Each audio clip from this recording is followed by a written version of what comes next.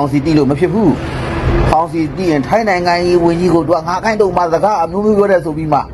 ငါကိုင်းတုံမှာသူအမှန်တရားကိုချွတ်မြန်လို့တဲ့ကောင်လေသူကစကားအမျိုးမျိုးပြောတော့ခေါင်းစီကမကြိုက်ဘူးခေါင်းစီကတိပါစေဗျာခေါင်းစီတီအောင်ပြောပြလိုက်နော်ပေါက်ကတော့ဗာပြောမလဲဆိုတော့နားထောင်ကျင်တာလို့တခြားပြောလိုက်ဟုတ်လားအဲ့စောက်ခွက်ကအဲ့ဒါဖုံးကြီးကြီးအောင်ဒီစောက်ခွက်ကိုဖုံးကြီးဆိုပြီးလောက်ချီပြီးဥကုန်းချနေတဲ့လူတွေကျွန်တော်အံ့ဩလို့မစိုးမင်းတို့ဥကုန်းချနေတဲ့လူတွေကိုငါပြောချင်တာကဒီစောက်ခွက်ကိုမင်းတို့ကဖုံးကြီးဆိုပြီးတော့ဥကုန်းချတာဥမချခင်မှာမေးကြည့်အရှင်ဘုရားပါရာဇိက၄ပါးရှိတာရှင်ဘုရားဘယ်နှပါးကျူးလွန်ထားတယ်လို့မင်းတို့အဲ့ငါပေါက်ကိုကိုးကွယ်နေတဲ့ကောင်လေးအဲ့ဒါလေးပဲမေးကြည့်ဒေါအောင်ဆန်းစုကြည်ကိုလှုပ်ပေးဖို့တင့်ပြီလှုပ်ပေးတင်ပါပြီဆိုတာမျိုးသူဟာလေကိုပြောတာတွေ့ရတယ်။ Okay သူလှုပ်ပေးဖို့တင့်ပြီလို့သူကပြောတော့ကျွန်တော်ကဘာလို့စဉ်းစားလဲဆိုတော့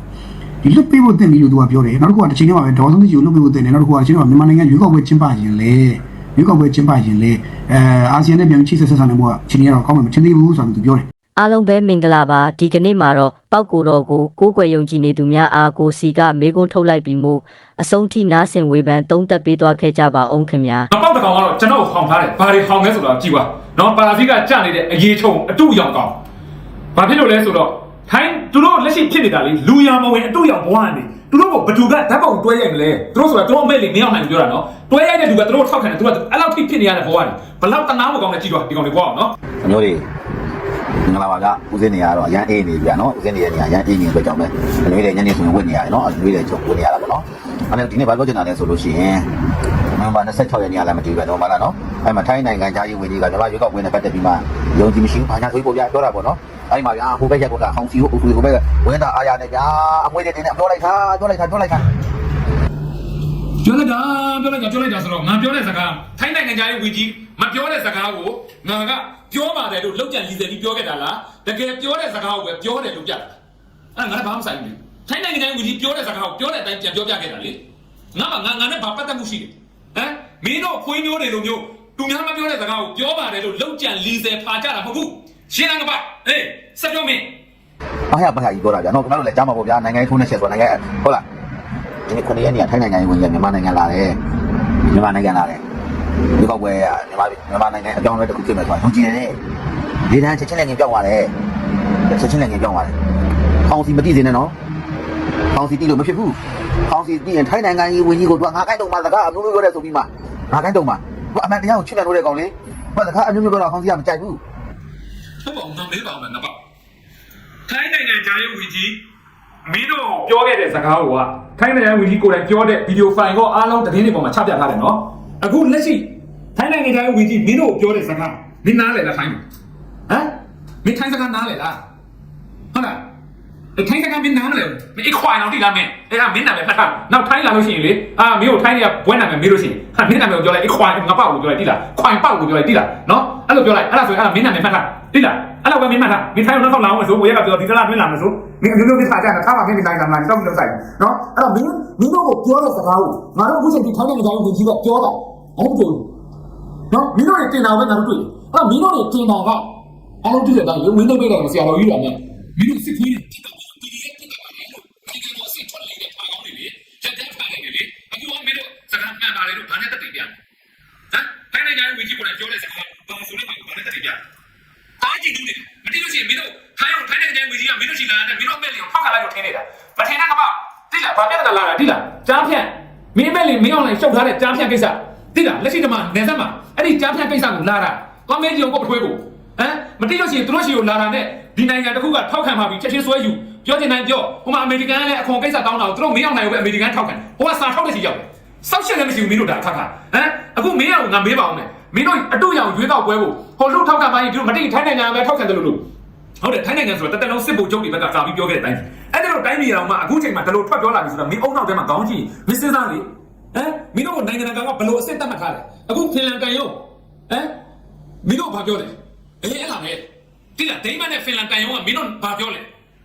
အဲ့ဒါပဲနိုင်ငံတကာမင်းတို့ဘလို့လူရတွင်းလားမတွင်းဘူးလားဆိုတာအဲ့ဒါပဲနော်အဲ့တော့သူများနိုင်ငံတွေထိုင်းတို့အာဆီယံနိုင်ငံတွေမလိုက်မမျှော်မှန်းနေဘူးတိလားမင်းဖေခဏခဏသွားပြီးတော့ဘောတွေပုံအပြုတ်လိုက်ပုံနဲ့တရုတ်နဲ့ရုရှားကိုလေအရင်မင်းအောင်နိုင်ခေါင်းဆောင်တဲ့အစိုးရအဖွဲ့ဟာနိုင်ငံရဲ့တရားဝင်အစိုးရပါလို့အရင်လက်ခံတွန်းလို့အဲ့တော့စောက်စင်းနဲ့တက်မလာနဲ့တိလား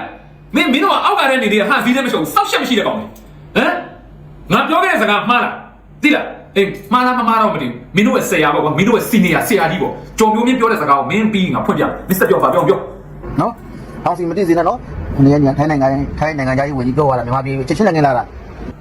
အဲ့ချက်ပေါ့ကအဲ့ဖုန်းကြီးကြီးဒီစုပ်ခွက်ကိုဖုန်းကြီးဆိုပြီးလောက်ချပြီးဥပုံချနေတယ်လို့ကျွန်တော်အားလုံးပြောမင်းတို့တင်တန်းကိုတန်ဖိုးထားရဆိုရင်အဲ့ငါပေါက်ခဲ့လေအစအောင်တန်းတဲ့ချိန်ပြည့်တဲ့ဒေဝထနေရပြူလာအဲ့တင်နေတဲ့ပြူလာတော့အဲ့တော့မင်းဥပုံချနေတဲ့လူကငါပြောချင်တာကဒီစုပ်ခွက်ကိုမင်းတို့ကဖုန်းကြီးဆိုပြီးဥပုံချဥမချနေမှာမေးကြည့်အရှင်ဘုရားပါရာဇိက၄ပါးရှိတာရှင်ဘုရားဘယ်နှပါးကျူးလွန်ထားတယ်လို့မင်းတို့အဲ့ငါပေါက်ကိုကိုးကွယ်နေတဲ့ကောင်လေးအဲ့ဒါလေးပဲမေးကြည့်အဲ့ငါပေါက်ပြန်ပြောရဲလားတိလားပါရာဇိက၄ပါးရှိတာအရှင်ဘုရားဘယ်နှပါးကိုကျူးလွန်ထားပြီလဲလို့မေးကြည့်ပါရာဇိကကျူးလွန်တဲ့ပုဂ္ဂိုလ်ကဘာဖြစ်လဲလို့မေးကြည့်တိလားနော်အကြီးဝါကြောင့်မင်းတို့ကိုးကွယ်တဲ့ငါပေါက်ကိုရောက်မှကြည့်ထိုင်းဘင်းကတရုတ်ပြည်ကိုပြေးတယ်ထိုင်းနိုင်ငံသားကြီးဝင်ကြီးမြန်မာနိုင်ငံချက်ချင်းလာပြီးဒီကနေပြောင်းသွားတယ်နော်ဒီကနေပြောင်းသွားလားနော်ဒီကနေပြောင်းသွားလားနော်သူပြောတာလေးဗျာဒီဇင်ဘာ9ရက်မနေ့မှာတော့တဲ့ထိုင်းမဟုတ်တရုတ်ကိုပြေးတယ်ဆိုရင်တရုတ်ကမင်းတို့အမေလေးမင်းအောင်နိုင်ကိုနိုင်ငံရဲ့တရားဝင်အစိုးရအဖွဲ့ပါလို့တတ်မှတ်ပေးလိုက်ပြီလားလို့ငါပြောတာသူများနိုင်ငံတွေမပြောနဲ့ဟိုငါပေါက်တယ်တိလားစီတီပင်၄ရောက်မှမင်းတို့အမေလေးကိုလက်ခံတွေ့ဆုံပေးတာမင်းစဉ်းစားကြည့်ပေါ့ကွာမင်းအိမ်ကိုသူများဧည့်တယ်လာတယ်ဟမ်မင်းကကိုယ်တိုင်ထွက်မတွေ့ဘဲနဲ့မိသားသမီးတွေမိတပည့်တွေနဲ့ထွက်တွေ့ခိုင်းနေဆိုတဲ့အဲ့လူပေါ့ဘယ်လိုသဘောထားလဲအဲ့ဒါအဖြေပဲမင်းတို့အမေလေးမင်းအောင်နိုင်ရှိတရုတ်ပြည်ကိုဘယ်နှကြိမ်ရောက်ဘယ်နှကြိမ်ရောက်မှတွေ့ခွင့်ရတယ်စီတီပင်ကိုအဲ့တော့တည်းကမင်းတို့ကိုယ်ဘယ်လိုစောက်စင်ကိုတိလားငါပြောလိုက်ရင်စောက်မရှိတဲ့စောက်ချက်အကုန်ထပ်ပွဲအောင်မယ်နော်နိုင်ငံရေးဝန်ကြီးကိုတိုင်းနဲ့ဒီဗီဒီယိုကိုရောက်လာပြီးမြန်မာရွေးကောက်ပွဲနိုင်ငံရဲ့အတူကူးပြောင်းမှုတစ်ခုဖြစ်မယ်လို့ဒုံကြီးကျောင်းမျှော်လင့်ကြောင်းနဲ့ပြောကြခဲ့တယ်တဲ့နော်အာဆီယံမြန်မာရွေးကောက်ပွဲကဒါလိုပါဘောနော်တို့ပြောရတော့မြန်မာနိုင်ငံရွေးကောက်ပွဲကိုဒါနိုင်ငံရဲ့အတွင်းကူးပြောင်းမှုတစ်ခုဖြစ်မယ်ဆိုတော့ဒုံကြီးတယ်ပေါ့ဟုတ်လားမင်းနားလေလားဟမ်မင်းနားလေလားဟမ်ခွိုင်ပေါက်နားလေလားခွိုင်ပေါက်ပဲတိလားဟမ်နားလေလားလို့မင်းနားမလဲပဲမင်းဘာနဲ့တက်တည်ပြနငါပါသူများပြောတဲ့ဟာလေနာကြဖမ်းတရားမနာနဲ့တိလားပြည်သူတွေကလေမင်းခိုင်းတိုင်းလုပ်နေတဲ့အဲ့ဒီဖုတ်ခွေးတွေမဟုတ်ဘူးသိလားမင်းကမွေးထားတဲ့မင်းအနိုင်ကျင့်တိုင်းခံရတဲ့တပည့်တွေမဟုတ်ဘူးသိလားစဉ်းစားကြပါနော်အားရပါကြီးပြောသွားတာပေါ့ဗျာအားရပါကြီးပြောသွားတာပေါ့နော်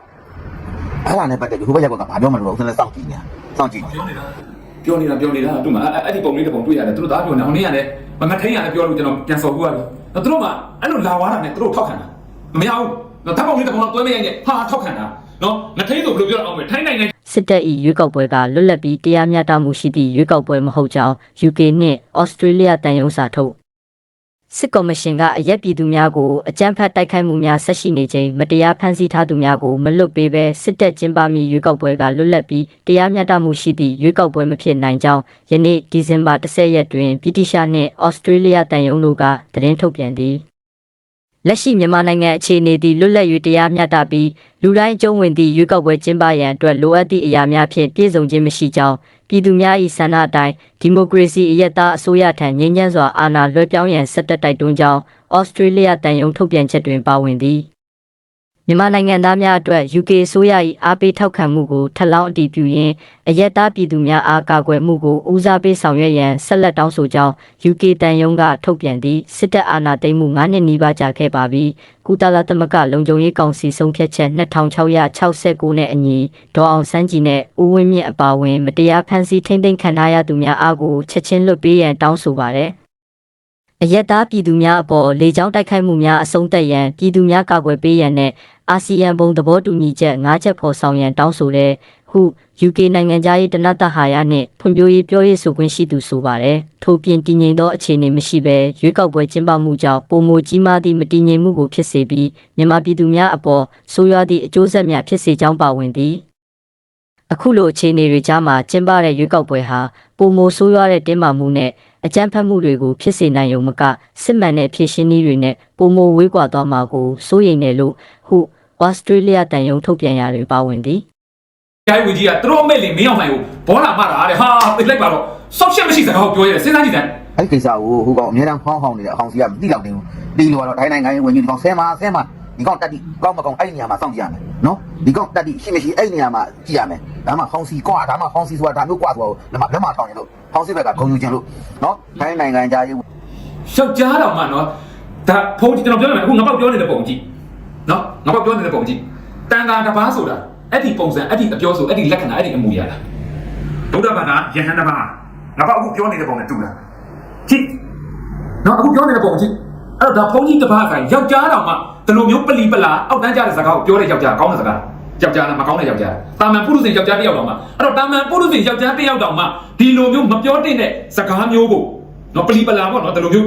ယောက်ျားဖားတဲ့စကားဆိုတာအဲ့ဒါကိုပြောတာအဲ့တော့တာမန်လူသားတစ်ယောက်တော့မပြောတဲ့အပြောဆိုစကားလုံးကိုတင်ကန်းခြုံထားပါတယ်ဆိုတဲ့လူတစ်ယောက်ကပြောနေတယ်ဆိုတော့အဲ့တင်ကန်းခြုံတဲ့လူကတန်ခါဖြစ်မလားအရေးကြုံဖြစ်မလားစဉ်းစားကြည့်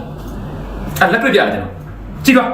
အဲ့ဒါလိုစကားမျိုးကျွန်တော်ပြောရင်တော့ကျွန်တော်ကဘာယောက်ျားကောင်းမဟုတ်တော့ဘူးဒါတော့တင်ကန်းခြုံထားဘူးတော့တင်ကန်းမခြုံထားတဲ့လူပြောရင်တော့မှယောက်ျားကောင်းမဖြစ်တဲ့စကားကိုတင်ကန်းခြုံထားတဲ့လူတစ်ယောက်ကပြောပြီးဆိုတဲ့ကတန်ခါအစ်စ်ဖြစ်မလားအရေးကြုံဖြစ်မလားအဲ့သူ့ရဲ့လုပ်ရသူ့ရဲ့ပြောဆိုတာသူ့ရဲ့တန်ဖိုးသူ့ရဲ့အဆင့်တန်းနဲ့အဲ့မြင်ကြည့်ပါနော်တွေ့ ဒီကိုဟောင်းစီဘယ်လိုပြောမလဲဆိုတာကိုလေနားထောင်ကြတာနော်နားထောင်ကြတာဟောင်းစီနဲ့တိပါစေဗျာဟောင်းစီတိအောင်ပြောပြတယ်နော်ပေါ့ကတော့ဘာလို့မလဲဆိုတော့နားထောင်ကြတာလို့တခြားပြောလိုက်ဟုတ်လား သူ့မှာပြောနေတာဒါလေးမဟုတ်နဲ့ငါပါမင်းမထွေးလေမင်းမထွေးနေတဲ့တယောက်ပေါ့ကွာမင်းမထွေးနေတဲ့တယောက်အဲ့ဒီထိုင်းနိုင်ငံကြီးဝင်ကြီးဘာပြောထားလဲဆိုတော့ငါပြမယ်ကြည့်ပါနော်တခြားကြည့်ပါနော်မင်းမထွေးဘာပြောလဲဆိုတော့ကြည့်ပါငါမပြောငါပြန်မပြောငါပြောကြရတာမလို့ဘာလို့ဆိုမင်းမထွေးကိုယ်တိုင်ပြောထားတာရှိတဲ့အတွက်မင်းမထွေးပြောတဲ့စကားကိုပဲမင်းကြည့်ပါသိလားခဏစား ဒီမှာတခါတော့ဆောက်စီကိစ္စပေါ့ဒီတော့ကိစ္စပါလာတော့ကျွန်တော်ဒီချက်ပြောလို့ဒီကိစ္စပတ်သက်လို့ရှိရင်ဒီထိုင်းနိုင်ငံသားဝင်ကြီးကဒီနေ့ဒီမနေ့ရပါဘူးမနေ့ထိုင်းပြည်မှာသူရှိတယ်ထိုင်းပြည်နဲ့ဒီနိုင်ငံပြည်မှာသူရှိအဲ့ဒါပါလဲဆိုတော့ဒေါ်ဆောက်စီကိုလှုပ်ပေးသူလှုပ်ပေးတယ်မှာပြီးဆိုတော့ဟာလေကိုလောက်တာပြရတယ်โอเคဒါလှုပ်ပေးဖို့တင်ပြီးလို့သူကပြောတော့ကျွန်တော်ဘာစမ်းလဲဆိုတော့လှုပ်ပေးဖို့တင်ပြီးလို့သူကပြောတယ်နောက်တစ်ခုတစ်ချိန်မှာဒေါ်ဆောက်စီကိုလှုပ်ပေးဖို့တင်တယ်နောက်တစ်ခုကကျွန်တော်မြန်မာနိုင်ငံရွေးကောက်ပွဲကျင်းပရင်လေရွေးကောက်ပွဲကျင်းပရင်လေအာဆီယံနဲ့ပြန်ချိတ်ဆက်ဆံမှုကချင်းရောကောင်းမှမချင်းသေးဘူးဆိုတော့သူပြောတယ်နော်ထိုင်းနိုင်ငံဝင်ကြီးကဆိုတော့ထိုင်းနိုင်ငံဝင်ကြီးအဲ့လိုပြောတယ်ကျွန်တော်စဉ်းစားတာပေါ့နော်ဟိုဓာကြီးကိုကြည့်ပြီးတော့ဟိုက်လုပ်ပြီးတော့ပြောထည့်ပြောရင်ကြောင်းရင်လည်းကြောင်းရှိတယ်ပေါ့နော်ဒီမှာရှိမှလည်း ကြားရနော်ငါပေါက်ကြားရနော်ငါပြန်ပြောကြမလို့သိလားမင်းပထွေးကိုယ်တိုင်ပြောထားပြီးသားသိလားအဲ့တော့မင်းပထွေးကြော်မျိုးမျိုးအရင်သွားမေးကြည့်ငါပြောကြမလို့အဲ့တော့ငါတို့ပြောခဲ့တဲ့စကားဟုတ်လားမဟုတ်ဘူးလားဆိုတာအထွေထူးမင်းကိုရှင်းပြနေကြမလို့မင်းပထွေးကိုယ်တိုင်ဘာပြောထားလဲအမှကြည့်ပါသိလားမင်းမရှက်ဘူးလားငါပေါက်လေငါမဟုတ်တာဟုတ်ကလိမ်လည်ပြီးပြောထားလို့မင်းအခုလိုပြန်ပြောတယ်ဆိုတော့တမျိုးလीဟုတ်လားငါစီရောက်မဟုတ်တဲ့စကားကိုဟုတ်ပါတယ်လို့ပလီပလာလိမ်လည်ပြီးပြောထားလို့ဓမ္မတွေ့ဓမ္မဟဲ့အောင်ငါစီဘာဖြစ်လဲအဲ့လိုပြန်ပြောရင်တော့မင်းဒါမင်းလောက်ရခဏတယ်ဒါမင်းပြန်စော့တာစော့တင်အခုကငါပြောတဲ့စကားမှားလို့လားတကယ်ပဲထိုင်းနိုင်ငံဝင်ကြီးအဲ့တိုင်းပြောခဲ့တာလေထိုင်းနိုင်ငံဝင်ကြီးပြောခဲ့တဲ့အဟာကိုပဲငါပြန်ပြောပြလာတာလေအဲ့ဒါကိုမင်းစောက်ရှက်မရှိထွက်ပြောရဲတယ်ဆိုတော့မင်းရှက်အရှက်တရားဆိုတာဟိဒီအော်တပတ်တရားဆိုတာဖင်ချွတ်ပြီးတော့ရှောက်ပြီးနေမှာအရှက်ဆက်စရာတော့ထင်တာမင်းစောက်ဖွဲ့ကိုမင်းမှန်နဲ့ပြန်ကြည့်ဒီလားအရေးဆုံးမင်းမတက်တိရှိလို့ရှိရင်မင်းအဲ့တင်ကန်းကိုချွတ်လိုက်နော်မင်းလောက်ချင်တဲ့အမျိုးသားရေးလားမင်းတက်မတော်ထောက်ခံလို့မကြိုက်လို့လို့တင်ကန်းခြုံထားပြီဆိုတဲ့ကတင်ကန်းခြုံထားတဲ့ပုံကိုတယောက်ဗုဒ္ဓဘာသာယဟန်တစ်ပါးဆိုရင်လူပုံကိုဘက်လိုက်မှုအဖွဲ့အစည်းဘက်လိုက်မှုခွဲခြားဆက်ဆံမှုဘာမှမရှိဘူးတတဝါတွေအားလုံးနဲ့တက်ဆိုင်တဲ့ပုံကိုဖြစ်သွားပြီမင်းနားလဲတာတတဝါတွေအားလုံးနဲ့ရန်သူဖြစ်နေပါစေမင်းကိုတက်ဖို့လုပ်တဲ့ရန်သူဖြစ်နေပါစေမင်းဟာအဲ့ဒီရန်သူပေါ်မှာမြစ်တာမပြတ်နိုင်အောင်ထားနိုင်ရမယ်အဲ့ဒါမှတန်ခါမိတာနော်အဲ့တော့တင်ကန်းခြုံပြီးတော့ဒီလိုဖာကြတဲ့စကားတွေကလိန်ကတင်းတဲ့စကားတွေလုပ်နေအဲ့ဒါသာသနာဖြတ်တာပဲဘာဖြစ်လို့လဲတင်ကန်းခြုံငါအခုမင်းတို့စစ်တပ်ကိုတော်လှန်တယ်ထောက်ဖို့လုပ်တယ်မင်းတို့တွေကိုစစ်ခွေးဆိုတစ်ဖက်ကပြောတယ်ငါအခုတင်ကန်းခြုံလိုက်ကြည့